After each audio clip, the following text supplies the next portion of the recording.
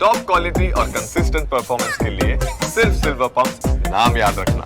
Small કેપમાં sir રણનીતિ શું રાખવી તે સમજાવો હવે, કેમ કે ખરીદદારી આવે છે માર્કેટમાં, જ્યારે તમે કહો છો અનસર્ટનિટીઝ આ તે બધી પરિસ્થિતિઓ થોડો સમય લાગવાનો છે, તો મિડ કેપ સ્મોલ કેપને અત્યારે કઈ રીતે ટેક્ટિકલી લઈને જવા કે શું ધ્યાન રાખવું અત્યારે ફિલહાલ સર? અહીંયા સ્ટોક્સ કયા ધ્યાન પર રાખી રહ્યા છો એ પણ સમજાવો. ઝડપથી સ્મોલ કેપ ઉપર અત્યારે માર્કેટનું ફોકસ છે, કારણ કે રિઝલ્ટ સિઝન અત્યારે જે જઈ રહી છે ત્યાં જે સ્મોલ કેપ કંપનીઓના રિઝલ્ટ સારા આવી રહ્યા છે અને માર્કેટ થોડું ફોકસ થઈ રહ્યું છે. અને હવે લાર્જ કેપ ઘણું ચાલી ગયું છે. આપણે લાઈક જ્યારે બેન્કોની જ્યારે ચર્ચા કરી રહ્યા હતા, HDFC બેંક અને ICICI બેંકની જે ટોપ પર હતા, કોટક બેંક ટોપ પર હતું, કે હવે જે સેક્ટરલ રોટેશન મિડ અને સ્મોલ કેપ ઉપર જશે. એ જ રીઝન છે કે લાર્જ કેપમાં ઘણી બધા સ્ટોકનું જે રિએક્શન છે, જે પરફોર્મન્સ છે એ આવવાનું તો આવી ચૂક્યું છે. એટલે હવે મને એવું લાગી રહ્યું છે કે જ્યાં જ્યાં સારા રિઝલ્ટ આવશે, જ્યાં થોડા વેલ્યુએશનના કમ્ફર્ટ છે, કારણ કે પોસ્ટ કરેક્શન ઘણા બધા સ્મોલ કેપ કંપનીઓ છે ત્યાં સારું એવું કરેક્શન આવી ગયું હતું. લાઈક એએમસીસમાં ઘણું બધું કરેક્શન હતું, સાથે ઇલેક્ટ્રોનિક ગુડ્સમાં ઘણું બધું કરેક્શન હતું. તો આઈ થિંક અહીંયા થોડી મને એવું લાગી રહ્યું છે સાઇન ઓફ સ્ટેબિલિટી આવી રહી છે.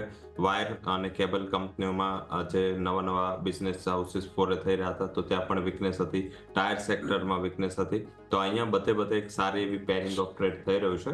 હવે એવું દેખાઈ રહ્યું છે કે હવે થોડું જે ફોકસ છે એ small to mid cap company ઉપર વધારે ધ્યાન રાખવું જોઈએ, કારણ કે જ્યારે અનસર્ટનિટીઝ આવશે, આ સેક્ટરનો જે બીટા છે થોડો હાઈ હોય છે.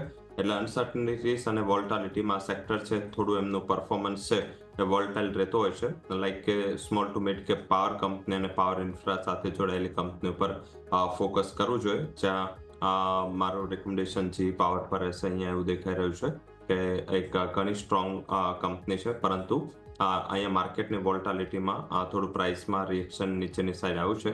સેકન્ડ, તમે ઇલેક્ટ્રોનિક કંપની ઉપર જે ઇલેક્ટ્રોનિક ને હાઇડ્રોજન બસ અને સાથે વ્હીકલ મેન્યુફેક્ચરિંગમાં છે, એમાં ઓલેક્ટ્રા, ગ્રીનટેક અને જેબી મોટો જ્યાં સારું કરેક્શન આવ્યું છે. અને પોસ્ટ કરેક્શન અહીંયા મને એવું લાગી રહ્યું છે કે સેક્ટર અને સ્ટોક બેટર લેવલ પર છે. આ ઉપરાંત FSL, બિરલાસોફ્ટ જેવી આઈટી કંપનીઓ જ્યાં પણ ઘણું મોટું કરેક્શન છે, પણ ધીમે ધીમે જો યુએસ ટ્રેડ ડીલ સાઇન કરવાનું સ્ટાર્ટ થશે તો યુએસની ઇકોનોમીનું ઇમ્પ્રુવમેન્ટ છે એ તમને હવે small cap IT company, mid cap IT કંપનીઓને લોઅર લેવલથી સપોર્ટ આપી શકે છે. તો આ 3 થી 4 સેક્ટર છે જ્યાં હજી પણ એક મોમેન્ટમ ડ્યુ છે. Last but not least, private bank ઉપર ફોકસ કરો. નાની પ્રાઇવેટ બેંકો ઘણું સ્ટ્રોંગ કરી રહ્યું છે. સિટી યુનિયન બેંક અને RBL બેંક આ બે ટોપ પિક રહેશે.